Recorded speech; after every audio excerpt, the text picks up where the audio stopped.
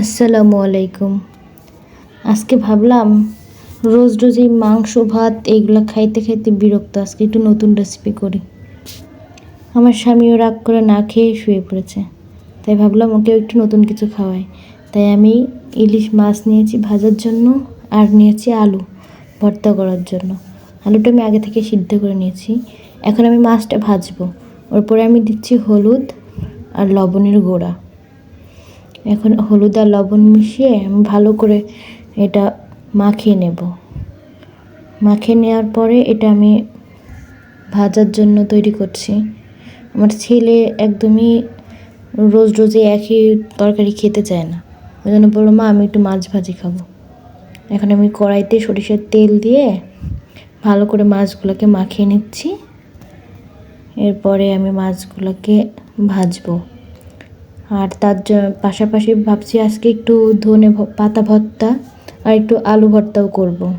তো এই যে আমি এখন মাছটা কড়াইয়ের উপরে দিয়ে দিলাম। একে একে সবগুলো দেওয়ার পরে এখন আমি মাছগুলো দেওয়ার পরে পেঁয়াজগুলো রেখে দিলাম কিছুটা ভর্তার জন্য, আর কিছুটা আমি আগের মাছের মশলার সাথে মাখিয়ে নিচ্ছি। এগুলো আমি ধনে পাতার জন্য রেডি করছি। ধনে পাতার সাথে এগুলো দিয়ে ভাজি করলে এটা খেতে অনেক সুস্বাদু হয়। তো আমি অবশিষ্ট মশলার সাথে পেঁয়াজগুলোকে মিশিয়ে নিলাম। তারপরে এই যে এখন আমি দেখবো আমার মাছগুলোর কী অবস্থা। একটু লো হিটে দিলাম, চুলার আঁচটা একটু লো হিটে দিয়ে মাছগুলো এই যে প্রায় এক পাশ ভালো করে ভাজা হয়ে গেছে। মাছটা আমি উল্টে দিয়েছি। মাছটা আমার ভাজা প্রায় শেষের দিকে। এখন আমি একদম গ্যাসটা লো আঁচে দিয়ে রেখেছি, যাতে আমার মাছটা পুড়ে না যায়। তো আমার মাছটা হওয়ার পাশাপাশি আমি আগের থেকে ধনের পাতা ধুয়ে পরিষ্কার করে রেখেছি, সেগুলা আমি পাটায় বেটে একটু ভর্তা করব। তাই জন্য যেখানে আমি রেডি করে নিয়েছি ধনের পাতা, পেঁয়াজ মশলা দিয়ে মাখানো, তার সাথে রসুন মরিচ আর একটু টমেটোর কুচি। যে এখন আমি আলু ভর্তার জন্য 2টা শুকনো মরিচ ভেজে নিচ্ছি, যাতে আমার কাজগুলো একটু তাড়াতাড়ি হয়। এই জন্য কাজগুলো একটু দ্রুতই করছি। আমার ছেলে খাওয়ার জন্য কান্না করছে। তো এখন আমি পেঁয়াজগুলা মাছ ভাজা তেলের উপরে দিয়ে দিলাম।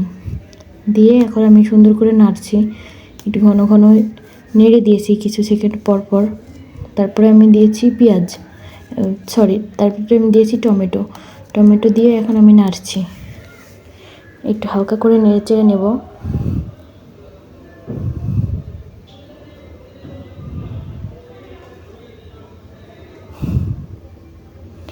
এই যে আমি এখন এটা নেড়ে নিচ্ছি। নেওয়ার পরে দিয়ে দিলাম ধনের পাতা বাটাগুলো। এটার সাথে আমি মরিচ রসুন একসাথে বেটে দিয়েছি, যার কারণে এটা একদম ব্লেন্ড হয়ে গেছে। এখন আমি এটা ভালো করে নাড়াচাড়া করছি, যাতে এটা লেগে না যায়। তাই একটু ঘন ঘন নাড়াচাড়া করছি। আর নাড়াচাড়া করার ফলে টমেটোগুলোও এর সাথে সুন্দর করে মিশে যাবে। আর এটা যখন ভাজি হয়ে যায় তখন গরম গরম ভাতের সাথে খেতে এটা দারুণ লাগে। যখন আমি একটু নাড়াচাড়া করে কয়েক সেকেন্ডের মতো রেখে দেব।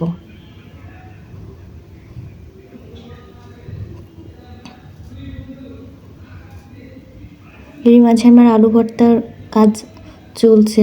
পেঁয়াজ মরিচটা ভালো করে আমি তেলের সাথে ঢেলে লবণ দিয়ে ডলে নিলাম। নিয়ে এখন আমি ভর্তাটা মেখে নেব।